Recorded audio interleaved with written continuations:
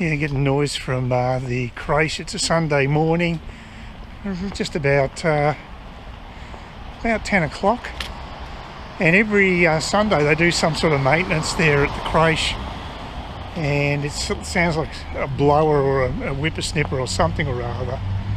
But every week they carry it out, whether it be Saturday or Sunday, and it's quite a noisy machine. It's a good time to get away. Just got to pick up stuff I forgot to buy yesterday. Like I say, Coles didn't have any premium biscuits. Now I think that's just a shortage, right? A short-term shortage, because I looked up the Woolworths site and they've got plenty of stock. They're still advertising it, so I think they just, the stacker I asked didn't really know. He didn't say he did know, to be fair to him. So he just thought that maybe they'd stopped stocking it, but I doubt that. I think it's a fairly popular biscuit, so that should be okay.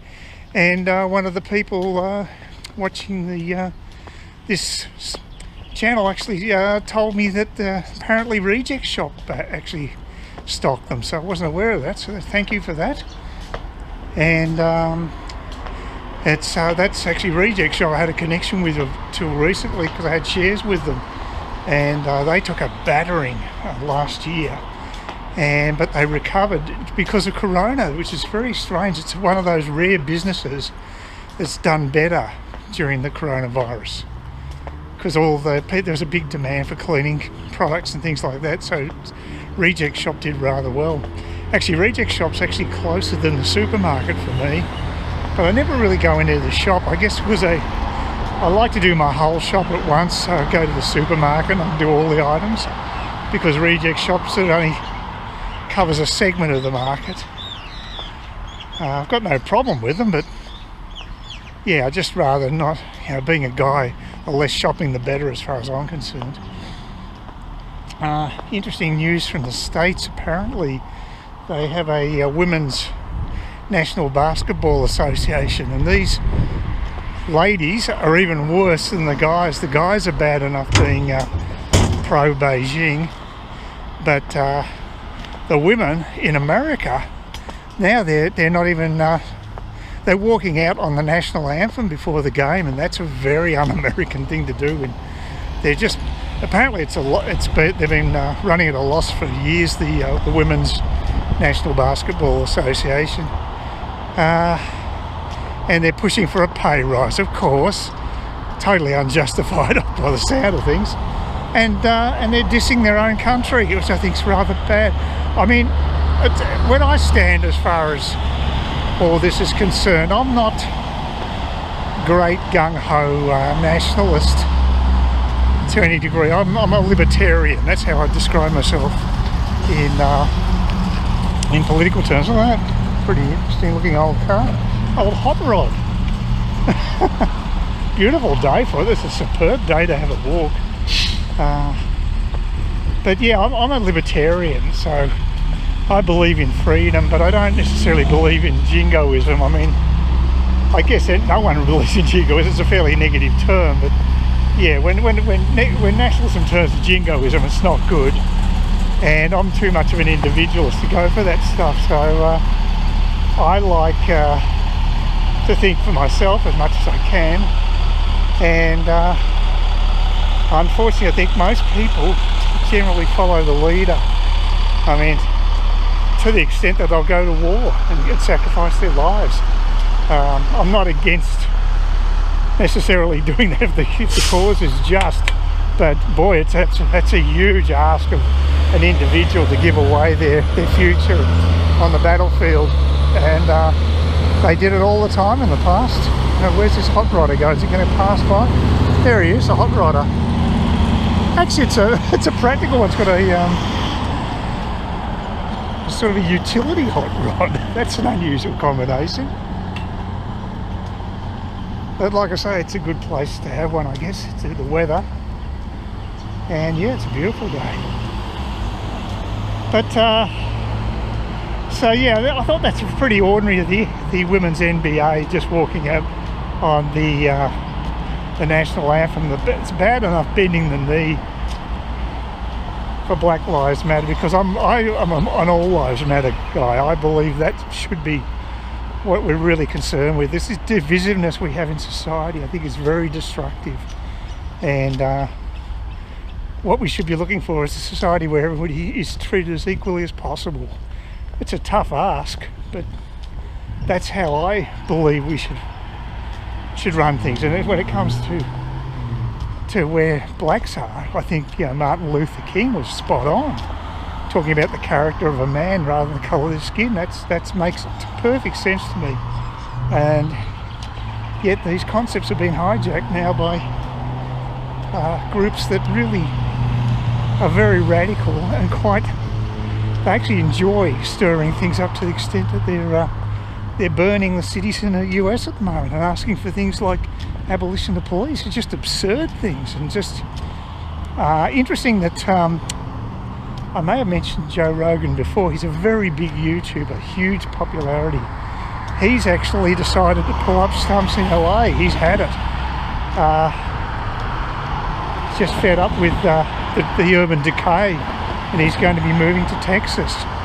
There's a lot of people in the West Coast moving to states like Texas, where the tax rates are much lower. Of course, that's a big incentive, but also where social cohesion's better, because if you start abolishing law and order, the consequence is going to be anarchy and rising crime rates, which is occurring on the west coast of the US, places like Seattle, LA, Portland especially. Portland's a total basket case, and in New York as well, on the east coast. So, luckily we haven't got to that stage here in Australia, but there's still probably the same demographic switch happening, that people are now, post-corona, looking at locating in smaller regional areas or on the fringe of large cities rather than in the centre of a large city, because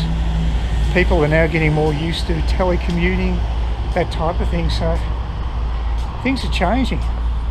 And getting back to the sport thing, the women's sport thing, I thought, well, I'll just check out how the Australian Football League women's competition is going. And I got an article back in 2019. Of course, things have been totally stuffed up this year because of Corona, and apparently, yes, the honeymoon is a bit over there. They've still got some crowds and what have you, but it is on a decline, and I predicted that from the beginning. The novelty aspect. Are they abusing me? I think they gave me a mouthful. I don't know what for. It's a green light, lady. Jesus. It's been a while since a motorist has abused me up here. A year or two. Anyway. Funny, ironically, they're probably the same sort of people that actually talk on their mobile while driving, and they're pissed off at me maybe speaking to YouTube while I'm walking. I mean, that makes a lot of sense. Oh dear. But anyway, the AFL Women's League is not doing that brilliantly compared to initially, and that's what I expected. I thought there would be a novelty factor. A lot of it's boosted by the press, and there's a huge element of feminism amongst reporters. They're in a different bubble. They don't, not like normal people, so they have different priorities to the average person. I've got nothing against having the competition, but apparently they're supposed to be expanding from initially 8 teams. We're supposed to expand to 14 teams this year, and I think it'd be the classic example of overextending. I think the A-League did the same thing a while back, and they came to grief expanding too fast.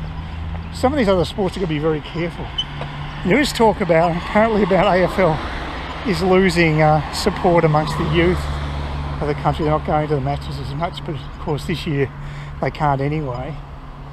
So it may be just a bump, maybe a trend, but certainly there's a definite move demographically for people to get out of big cities and to move the country, and our problems here with that are very minor compared to what you might have in America with their big cities, because I haven't heard any calls for abolition of police. If anything, it's going the other way with someone like Daniel Andrews, whose state is now really looking more like a police state with the enforcement of the lockdown, which is only necessary because of his contradictory, hypocritical policies in the past. So anyway, I also got to remember to pick up eggs too. I forgot that yesterday. I'm going to try to keep my marbles. I do sometimes do a list when I go to a supermarket. Most times I get by without worrying about it, but I generally pick up all the things I need to. But yesterday I just wanted to get out of Coles as soon as possible. If I'd taken more time and walked down the aisles, I would have gone past the eggs and it would have seemed to me. But I've still got to get the lock as well for the post box. And the other thing, more painful, I've got to get the no junk mail sign. And that's, to me, it should be that if you want junk mail, then you put a sign up, not the other way around. Because I'll tell you right now that the number of people that had no junk mail signs on our letterboxes were probably in the majority. So if most people don't want it, why make people have to put a sign up if the majority of people are against the damn thing? It's a total waste of time for me. I don't look at the catalogues. It's bad for the environment. All the information I want I get online. I don't need a bloody printed version and stuff like that. It's crazy. But anyway, haven't heard any news about SpaceX Boca Chica. Of course, I don't expect anything to happen. Like I said, it's a long holding pattern. Some people post stuff. There's a few sites I subscribe to, and they keep saying, yeah, the hop's imminent, the hop's imminent, we're going to go 150 metres, yeah. If only. Oh well. Yeah, I do agree with Elon that space is hard though. It's not a simple thing, but Elon time has been stretching out quite a bit recently. So he's supposed to have a battery day for cars, and that'll be very exciting, because what innovations are taking place in EVs, electric vehicles, is quite staggering. I was looking at the average range of a car, a petrol-driven car, an ICE car, internal combustion engine that is, and apparently the average tank holds about 300 to 400 miles of petrol. So obviously these were American figures, and you can translate to kilometres if you want, but that's about a similar range to what you'll get in a Tesla these days. Now the difference is, of course, you'll pay more up front for a Tesla, but apparently the maintenance is a lot lower, and certainly the cost of fuel is a lot lower, and so long term it would be a better investment, as long as you don't have to keep going into a petrol station all the time, because it's going to take you longer to get your power. Even I don't even know if we have a Tesla outlet up here. Probably not. And if you had a supercharger, you could get it done pretty quickly, but still nowhere near as fast as filling up a petrol tank. So that's a downside, but that'll be overcome when they've got the million mile plus battery which is being developed. So at the moment the batteries last about 330,000 miles, I think, and they're going to be boosted to way in excess of 1 million miles. So you'll be able to keep your batteries for years to make your overall costs lower.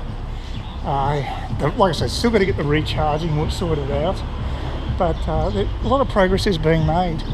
The holy grail is to have solid state batteries. So the liquid gel or liquid they use at the moment is a problem with reducing the energy density, which is a crucial factor with electric vehicles at the moment. The batteries energy density factor should be improved by 10-fold. That's a huge increase, an order of magnitude, as they say. So if they can do that, I'd say basically it's the end of the ICE cars, and Elon Musk is already reducing the cost of his batteries through huge mass production and cheaper manufacturing techniques, and new battery formulas as well, using a lithium metal battery he's developing, which is going to have better performance. So on a number of fronts we can look at probably think in the order of maybe 10% improvement each year, and that just compounds. That's just a guess, but every year batteries have been going up by about 3%, I think. That's just standard. But if they get a solid state battery, that's going to be a gigantic jump, because it also means that aircraft are now would then be possible, electric aircraft, because the problem at the moment, of course, is the huge weight required with the batteries, because the amount of energy held in a battery is tiny compared to what you get in the equivalent weight of petrol, or in the case of planes it'd be kerosene, or a kerosene derivative.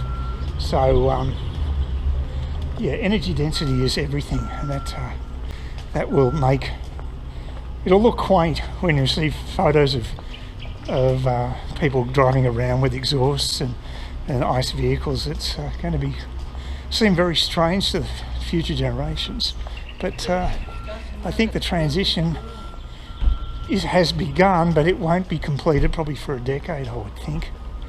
So we'll see. But very exciting times, because these are better technology for urban living.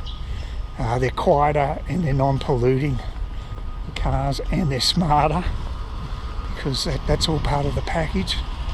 So there'll be less deaths on the road, less pollution, and it'll be cheaper to run. Elon's plan is actually not to sell the cars eventually. He'll just basically hold ownership of all the cars, and they'll just be rented out to people, because it's too valuable an asset, apparently. That's his economic model. He's already changed the way cars are sold. He doesn't use normal advertising. He's turned the whole industry on its head, and you have the likes of GM. They look like dinosaurs. Please consider subscribing to my channel if you think there's anything there of use to you, or entertainment, or whatever. And either do that, or give me a thumbs up, or if you're feeling really energetic, do both. That'd be great. But please don't ignore me. That's the worst thing you can do on YouTube, is be ignored.